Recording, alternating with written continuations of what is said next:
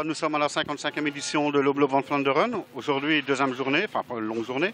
Les choses sérieuses ont commencé. Tu as repris la tête du classement. Comment tu trouves ça? Oui, c'est bien.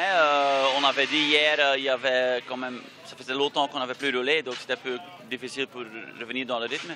Et ce matin, on a commencé à attaquer et les temps ont suivi, ça marchait. Donc on était directement en avant en tête et voilà, on essaie de creuser un tout petit peu l'écart, mais ça reste difficile parce que les routes sont quand même très glissantes, beaucoup de gravier, très étroit aussi, donc c'est pas facile. La journée est encore longue. Est-ce qu'on va continuer à attaquer et garder cette première place? C'est sûr qu'on va essayer. Je pense avec le plateau qu'il y a, c'est impossible de rouler un peu moins vite. En plus, on n'a qu'une vingtaine de secondes d'avance, donc c'est deux fois rien, tête à queue et c'est foutu.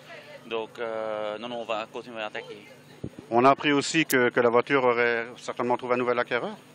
Oui, disons plutôt qu'il y a quelqu'un qui est intéressé, mais pour le moment, il n'y a encore rien de fait. Donc, Rien de confirmé. Rien de confirmé, donc tant que la voiture n'est pas vendue, ben, on continue avec. Voilà, justement, si c'était le cas que la voiture serait vendue, est-ce qu'on ferait quand même l'impasse sur Saint-Vith?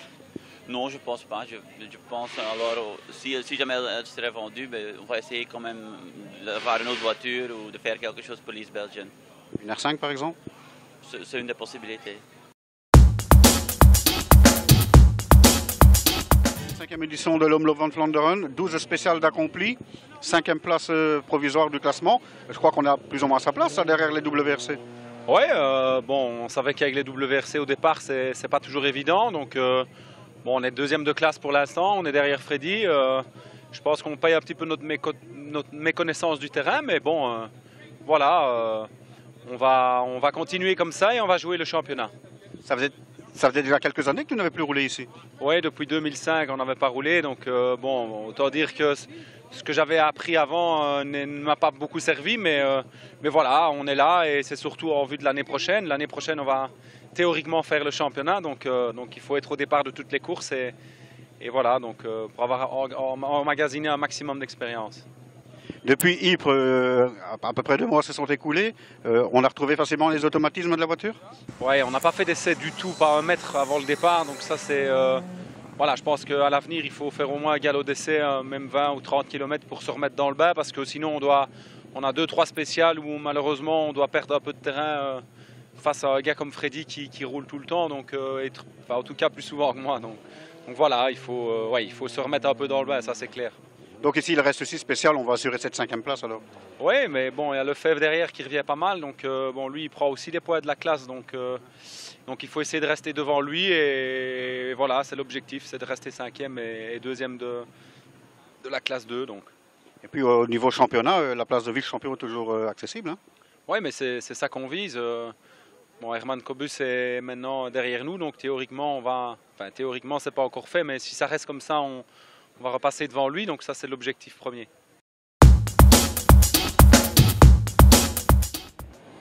Vincent Verschuren, Omloop van Vlaanderen. Na de pech die je in Ypres hebt gekend, ben je nu eindelijk tevreden over die Citroën DS3? Tot nu toe ben ik zeer tevreden. We hebben een stap in de goede richting gezet. En nu is het aan mij om tempo op te bouwen. En dan misschien nog het wagen nog wat meer te proberen te halen. Maar ik ben zeer tevreden tot nu toe. Het is natuurlijk een heel andere wagen, dus het vergt wel wat afstelwerk voordat je daar helemaal mee vertrouwd bent. Maar ik denk dat ik nu een goede basisafstelling gevonden heb. Misschien wel aan de zachte kant, maar goed, ja, de wagen is veel makkelijker te bereiden dan en voelt veel makkelijker aan. Dus ik wil hiermee starten en zo verder evolueren natuurlijk. Gisteren, vrijdagavond, waren er een paar kleine problemen?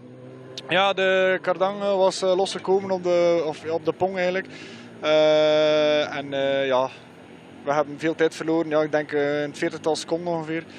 Dus we hadden alleen maar voortractie en de remmen ja, was ook niks, dus jammer.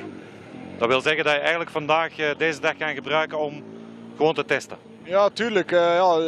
Als je ziet, alles draait binnen de 4-5 seconden per proef tussen de eerste 10. Dus ja, als je het 40 seconden al verliest de eerste dag, is het geen nut meer om nog mee te doen voor het podium of zo. Maar we gaan zoveel mogelijk kilometers blijven bollen en zoveel mogelijk ervaring proberen.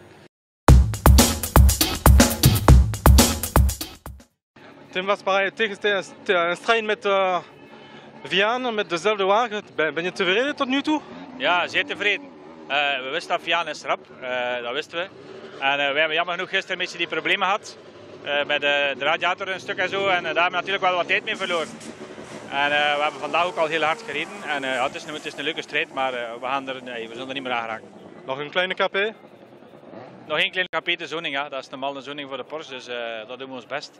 Dus het is een mooie KP, maar ja, het is te kort voor nog iets te doen. Dus we kunnen misschien makkelijk nog 1 of 2 seconden goed maken, dus, maar dat is niet genoeg. Geen schadjes? We hebben al 2 keer geprobeerd, maar dat is nog niet gelukt. Maar we zitten iedere keer achter Vincent Verschuren en 3 toeren en dat is moeilijk. Als we moesten de weg vrij voor ons alleen, zou het misschien wel lukken.